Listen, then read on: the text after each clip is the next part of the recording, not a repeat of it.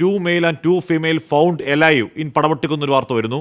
ഒരിക്കൽ കൂടി വായിക്കാം. നമ്മുടെ ഈ ദുരന്ത വാർത്തകൾക്കിടയിൽ വരുന്ന കുറേ നാളുകൾ അല്ലെങ്കിൽ ഈ ദിവസങ്ങൾക്കിടയിൽ വരുന്ന എന്തെങ്കിലും ഒരു സന്തോഷ വാർത്ത അതാണ്. 2 male and 2 female found alive in Padavettikunnu. 1 girl having problem in leg, evacuation by air being coordinator എന്ന് പറയുകയാണ്. പടവട്ടിക്കുന്ന് എന്ന് പറയുന്നത് ഉരുള് പൊട്ടിയിറങ്ങിയ മേഖലയാണോ എന്നറിയില്ല, അതോ അവർ സുരക്ഷിത സ്ഥാനങ്ങളിലേക്ക് മാറിപ്പോയവരാണെന്ന് അറിയില്ല. അപ്പോൾ ഇനിയും ജീവനോടെയുള്ള ഇനിയും ജീവനോടെ മനുഷ്യ സാന്നിധ്യം സാധ്യമാണ് എന്ന് തെളിയിക്കുന്ന ഒരുപക്ഷെ ഒരു വലിയ ദീർഘനിശ്വാസം നമുക്ക് തോന്നിയേക്കാവുന്ന ഒന്നാണ്. പടവട്ടിക്കുന്നിൽ 4 പേരെ സൈന്യം കണ്ടെത്തുന്നു. അതിൽ അവിടെ ജീവനോടെ 4 പേരാണ്. അതിൽ 2 പുരുഷന്മാരും 2 സ്ത്രീകളുമാണ്. പെൺകുട്ടിക്ക് കാലിൽ ഗുരുതര പരിക്കുണ്ട്. ഈ ദിവസങ്ങളിൽ എന്ന് പറഞ്ഞാൽ നമ്മൾ മൃതദേഹങ്ങൾ മാത്രം കാണുന്ന ദിവസങ്ങളിൽ, നമ്മൾ മൃതദേഹങ്ങളെക്കുറിച്ച് മാത്രം സംസാരിക്കുന്ന ദിവസങ്ങൾ, മൃതദേഹത്തിന് വേണ്ടിയുള്ള തിരച്ചിൽ മാത്രം സംസാരിക്കുന്ന ദിവസങ്ങളിൽ പടവട്ടിക്കുന്നിൽ ജീവനോടെ 4 പേരെ കണ്ടെത്തി എന്ന് പറയുന്നത് രക്ഷാദൗത്യത്തിൻ്റെ പുതിയ ദിശാബോധത്തിന് സൂചന നൽകുന്നു. കുറച്ചുകൂടി അത് കാര്യക്ഷമം ഊർജിതമാക്കണം. നമ്മൾ തിരയുന്നത് മൃതദേഹങ്ങളെ മാത്രമല്ല, ഇനിയും ജീവനോടെ ആളുകൾ ഉണ്ടാവാം എന്നതിൻ്റെ വലിയ ആശ്വാസം നൽകുന്ന ഒരു വാർത്ത വരുന്നു. ഇപ്പോൾ പടവട്ടിക്കുന്നിൽ 4 പേരെ കണ്ടെത്തിയെന്ന് സൈന്യം പറയുകയാണ്. അലക്സ് റാം മുഹമ്മദ് ആ വാർത്തയുടെ വിവരങ്ങൾ വെച്ചിരുന്നു.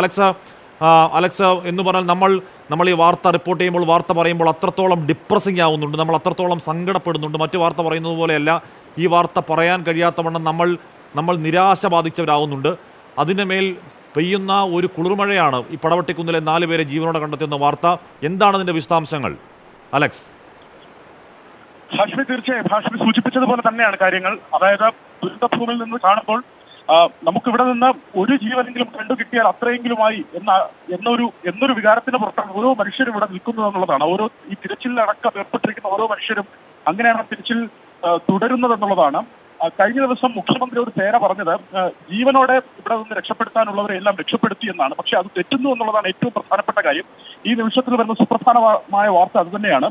പടവട്ടിക്കുന്നിൽ 4 പേരെ ജീവനോടെ സൈന്യം കണ്ടെത്തിയിരിക്കുന്നു എന്നുള്ളതാണ് ഏറ്റവും പ്രധാനപ്പെട്ട കാര്യം. 2 പുരുഷന്മാരും 2 സ്ത്രീകളും അതിൽ ഉൾപ്പെടുന്നു എന്നുള്ളതാണ്. അതിലൊരു പെൺകുട്ടിക്ക് കാലിൽ ഗുരുതരമായ പരിക്കുണ്ട് എന്ന് സൈനിക കേന്ദ്രങ്ങൾ വ്യക്തമാക്കുന്നുണ്ട്. ഈ എയർ ലിഫ്റ്റിംഗ് അടക്കമുള്ള കാര്യങ്ങൾ, ഇവാക്വേഷൻ ബൈ എയർ ആണ് ആലോചിക്കുന്നത്. എയർ ലിഫ്റ്റിംഗ് നടത്തി അവരെ അവിടെ നിന്ന് രക്ഷിക്കുന്നതിനുള്ള നീക്കമാണ് അവർ നടത്തുന്നത്. ഈ രക്ഷാപ്രവർത്തനം, അതായത് വെള്ളിക്കാലം നിർമ്മിച്ചതിന് ശേഷം അവിടേക്ക് കടന്നെത്തിയ സൈന്യമാണ്, അതായത് ആ കുന്നിന് മുകളിൽ കടന്നെത്തിയ സൈന്യമാണ് അവിടെ നിന്ന് ജീവനോടെ ഈ 4 പേരെ കണ്ടെത്തിയത് എന്നുള്ളതാണ് ഏറ്റവും പ്രധാനപ്പെട്ട കാര്യം, സുപ്രധാനമായ കാര്യം. അത് അസാധ്യമായ വാർത്തയാണ് അലക്സ്. എന്ന് പറഞ്ഞാൽ നമുക്ക് സന്തോഷം കൊണ്ട് കരച്ചിലൊക്കെ വരുന്ന തൊണ്ടയൊക്കെ ഇടറി പോകുന്ന രീതിയിലുള്ള വാർത്തയാണത്. പടവട്ടിക്കുന്നിൽ ഈ ദുരന്തത്തിൻ്റെ 4ാം നാൾ നമ്മൾ ഈ ദിവസങ്ങൾ മൃതദേഹങ്ങൾ മാത്രം കണ്ട കെട്ട ദിവസങ്ങളുടെ, ഹതാശമായ ദിവസങ്ങളുടെ 4ാം നാൾ വരുന്ന ഒരു മനോഹരമായ വാർത്ത. പടവട്ടിക്കുന്നിൽ 4 പേരെ കണ്ടെത്തി സൈന്യം എന്നുള്ളതാണ്. അപ്പോൾ മുഖ്യമന്ത്രി അടക്കം സൈന്യമടക്കം പറയുന്നത് ആ മേഖലയിൽ ഇനി മനുഷ്യ സാന്നിധ്യമില്ല എന്നവർ എഴുതി തള്ളരുത്, ഇനിയും അവിടെ ജീവനോടെ മനുഷ്യരുള്ള എന്നതിൻ്റെ കൃത്യമായ സൂചനയാണ് ഇതാണെങ്കിൽ അതിന് കൂടുതൽ വിശദാംശങ്ങൾ വരേണ്ടതുണ്ട്. ഇത് ഉരുള് പൊട്ടി വീണ് കിടന്ന സ്ഥലത്താണോ, അതോ ഇവർ ഏതെങ്കിലും തരത്തിൽ രക്ഷപ്പെട്ട അങ്ങോട്ടേക്ക് രാവിലെ വിജയകുമാർ പടവട്ടിക്കുന്നിലേക്ക് റിപ്പോർട്ടിങ്ങിനായി പോയെന്നാണ്. വിജയകുമാർ അവിടെ വരെ എത്തിയിരുന്നു എന്ന് അറിയില്ല. പക്ഷേ കണ്ടെത്തിയത് പടവട്ടിക്കുന്നിലാണ്. 2 പുരുഷനും 2 സ്ത്രീകളുമാണ്. ഒരു പെൺകുട്ടിക്ക് കാലിൽ ഗുരുതര പരിക്കാണ് ഉള്ളത്. പരിക്കോടെയാണെങ്കിലും ഇനിയും ജീവനോടെ പ്രാണന്റെ ബാക്കി ഈ മേഖലകളിൽ ഉണ്ട്. അത് വെറും ഒരു മൃതപ്രദേശം മാത്രമല്ല, മനുഷ്യൻ്റെ ഒരു ചാവ് പ്രദേശം മാത്രമല്ല, പ്രാണന്റെ തുടിപ്പ് ഇനിയും ആ മേഖലകളിൽ എവിടെയെങ്കിലുമൊക്കെ ബാക്കി ഉണ്ടാവാം എന്നതിന് കൃത്യമായ സൂചന. പടവട്ടിക്കുന്നിലെ 4 പേരെയാണ് ജീവനോടെ കണ്ടെത്തിയത്. 2 പുരുഷന്മാരാണ്, 2 സ്ത്രീകളാണ്. അതിലൊരു പെൺകുട്ടിയാണ്. പെൺകുട്ടിക്ക് കാലിൽ ഗുരുതരമായ പരിക്കുണ്ട്. അവിടുന്ന് എയർലിഫ്റ്റ് ചെയ്യാൻ സൈന്യം ആലോചിക്കുന്നു എന്നുള്ളതാണ് അറിയാൻ കഴിയുന്നത്. ഈ തെർമൽ സ്കാനിങ് മേഖലയൊക്കെ ആണോ എന്നറിയില്ല. എന്തായാലും ഒരു കാര്യം ഉറപ്പാണ്, നമ്മൾ തീർത്തും നിരാശപ്പെട്ടുകൊണ്ട് ഇനിയുള്ളത് റെസ്ക്യൂ അല്ല, ഇനിയുള്ളത് റിക്കവറി മാത്രമാണ്, ഇനി നമ്മൾ മൃതദേഹം തിരയൽ മാത്രമാണ് എന്ന് പറഞ്ഞുകൊണ്ട് പോകേണ്ട സമയമല്ല എന്ന് കൃത്യമായി തന്നെ ബോധ്യപ്പെടുത്തുന്നു. 4ാം നാൾ അതിജീവനത്തിൻ്റെ സന്ദേശവുമായി 4 പേർ ജീവനോടെ കരക്കേക്ക് എത്താൻ പോവുകയാണ്. അവർ 2 പുരുഷന്മാരും 2 സ്ത്രീകളുമാണ്. വിജയകുമാർ രാവിലെ പടവട്ടിക്കുന്നിൽ പോയതാണ്. അവിടെ നിന്ന് 2 പുരുഷന്മാരെയും 2 സ്ത്രീകളെയും ജീവനോടെ കണ്ടെത്തി എന്ന അസാധ്യമായ അതിമനോഹരമായ വാർത്തയുടെ സമയമാണിത്. ഒരുപക്ഷെ ഈ ദിവസങ്ങളിലെ കണ്ണുനീരിനിടയിൽ മുഖത്ത് ഒരു ചെറിയ ചിരി തെളിക്കാൻ ആവശ്യമായ ഒരു വാർത്ത കൂടിയാണത്. വിജയകുമാരി, പടവട്ടിക്കുന്ന മേഖല ഉരുള് പൊട്ടി ഇറങ്ങി വീണ മേഖലയാണോ? കാശ്മീർ പടവട്ടിക്കുന്ന ഉരുൾ പൊട്ടി ഇറങ്ങിയ മേഖലയല്ല, അതിന്റെ താഴ്വാരത്താണ്. നമ്മൾ അതിന്റെ താഴ്വാരത്താണ് നിൽക്കുന്നത്. പക്ഷെ അതിന് മുകളിൽ ഒരു കുടുംബം ഒറ്റപ്പെട്ടു.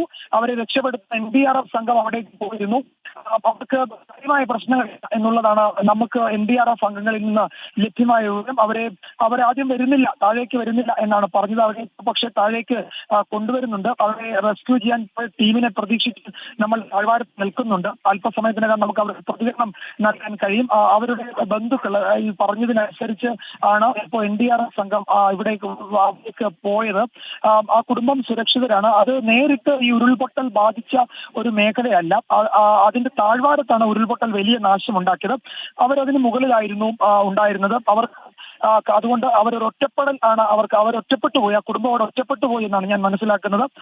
അവരെ സുരക്ഷിതരായി തന്നെ ഉരുൾപൊട്ടൽ ഡയറക്റ്റായി എന്ന് വെച്ചാൽ നേരിട്ട് അതിന്റെ എന്നാലും വിജയകുമാർ, ഉരുൾപൊട്ടൽ ഡയറക്റ്റ് ഇമ്പാക്ട് മേഖല അല്ല എന്ന് പറയുമ്പോൾ പോലും ഇത്തരത്തിൽ ആ ഉരുൾപൊട്ടലിൽ നിന്ന് രക്ഷപ്പെട്ട് ഏതെങ്കിലുമൊക്കെ മേഖലകളിൽ എവിടെയെങ്കിലുമൊക്കെ നിൽക്കുന്ന ഒറ്റപ്പെട്ട ആളുകളുണ്ടോ എന്ന സംശയം അത് ഉയർന്ന, പ്രത്യേകിച്ച് നിലമ്പൂരിൽ അങ്ങോട്ടേക്കുള്ള മേഖലകൾ, വനമേഖലയിലൊക്കെ ആളുകളുണ്ടോ എന്നൊക്കെയുള്ള സംശയം പല പ്രേക്ഷകരും പങ്കുവയ്ക്കുന്നുണ്ട്. ഇത് 4ാം നാൾ അതിജീവനമാണ്. ഈ 4 നാളുകൾ എന്ന് പറഞ്ഞാൽ അവരുടെ ഈ ഇന്നേവരുടെ ജീവിതത്തിൽ ഏറ്റവും ദുഷ്കരമായ 4 നാളുകളാണ്. എന്തും സംഭവിക്കാവുന്ന, മരണത്തോട് മുഖാമുഖം നിൽക്കാവുന്ന 4 നാളുകളാണ്. വിജയകുമാർ, ഈ 4 പേരിലേക്ക് സൈന്യം എത്തുന്നത് എങ്ങനെയാണ്? എന്ത് സൂചന പ്രകാരമാണ് ഈ പടവട്ടിക്കുന്നിലേക്ക് പരിശോധന നടത്തുന്നത്? ഇനിയും അവിടെ മനുഷ്യർ ജീവനോടെ ഉണ്ടാകുമോ വിജയകുമാർ? അവരുടെ ബന്ധുക്കൾ നൽകിയ വിവരമനുസരിച്ചാണ് ഇത് NDRF രാവിലെ അവിടേക്ക് പോയത്. NDRFിന്റെ ഒറ്റപ്പെട്ടു പോയ കുടുംബത്തിലെ അവരുടെ ബന്ധുക്കളാണ്. അതായത് ഇതൊരു കൃഷി മേഖലയാണ്.